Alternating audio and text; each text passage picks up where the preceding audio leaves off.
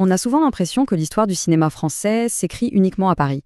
Mais si on se penchait sur une tentative, celle d'un artiste obstiné, un visionnaire marseillais, qui a voulu briser ce monopole.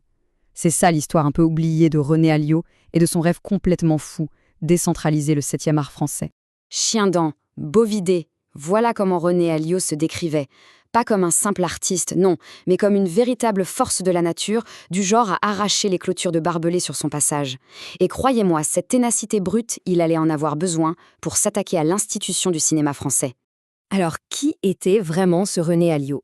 Pour comprendre l'ampleur de son ambition, il faut d'abord réaliser qu'il était bien plus qu'un simple réalisateur.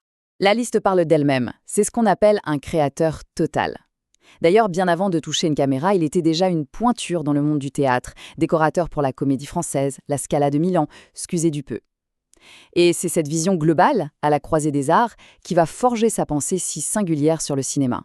Et le moteur de tout ça, il est là, dans ses racines. En tant que Marseillais, il vivait très mal ce monopole culturel de Paris. Attention, son but n'était pas de faire du cinéma régional un peu folklorique, non, non. Son but, c'était de faire de sa région un vrai centre de création, capable de rivaliser avec la capitale. De cette volonté va naître son projet le plus audacieux, le Centre méditerranéen de création cinématographique, le CMCC. Une vision, oui, carrément radicale pour un nouveau cinéma. Le contraste est assez frappant. D'un côté, on a le modèle parisien, une industrie puissante, hyper centralisée et très axée sur le profit.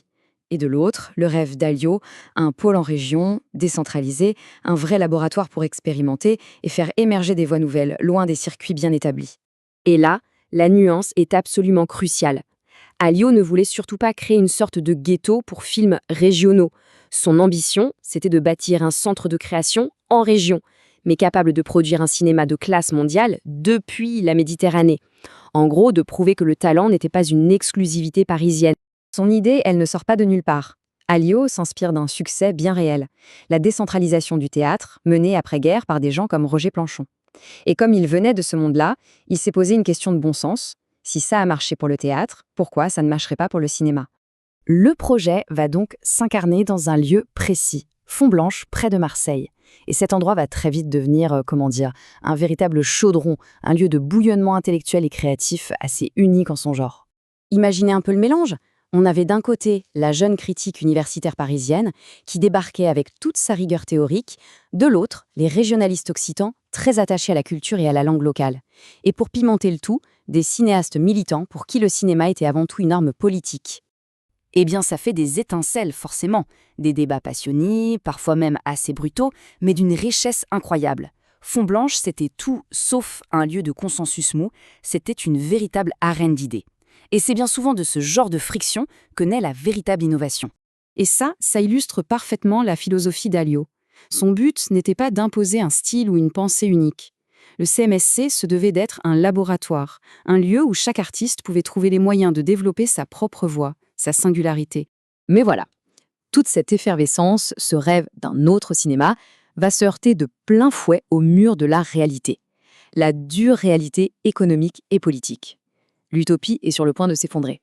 On avait donc une vision grandiose, un projet intellectuel en pleine ébullition. Mais tout ça reposait, et c'est là que c'est presque tragique, sur le succès d'un seul et unique film, le sien. Et l'enchaînement va être fatal. En 1984, le film d'Alliot, Le Matelot 512, est un échec commercial. Le problème, le gros problème, c'est que le CNC avait imposé au CMCC d'être le producteur délégué du film, lui faisant porter tout le risque financier. L'échec du film entraîne donc mathématiquement la faillite du centre. En 1985, l'aventure est terminée. La fin est brutale. On pourrait se dire que tout a été perdu. Mais en réalité, l'histoire ne s'arrête pas là. Car même si la structure a disparu, l'idée, elle, a survécu. Il suffit de regarder Alliot lui-même. Un tel échec aurait pu le briser, mais le chien-dent a continué de pousser. Il a réalisé d'autres films et il a même réussi, en 1993, à faire revivre une partie des idées d'un grand projet collectif qui avait été imaginé au CMCC, mais qui n'avait jamais vu le jour. L'obstination. Toujours et encore. Mais l'héritage le plus durable, au fond, il est peut-être humain.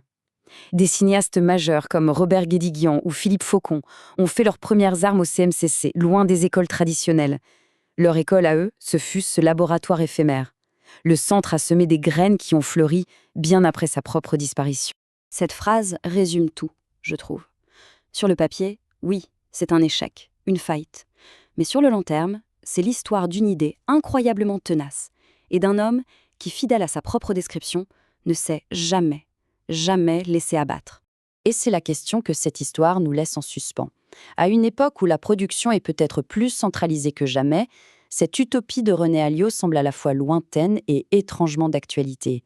Alors, simple rêve un peu fou des années 80 ou un combat qui reste à mener, la question reste ouverte.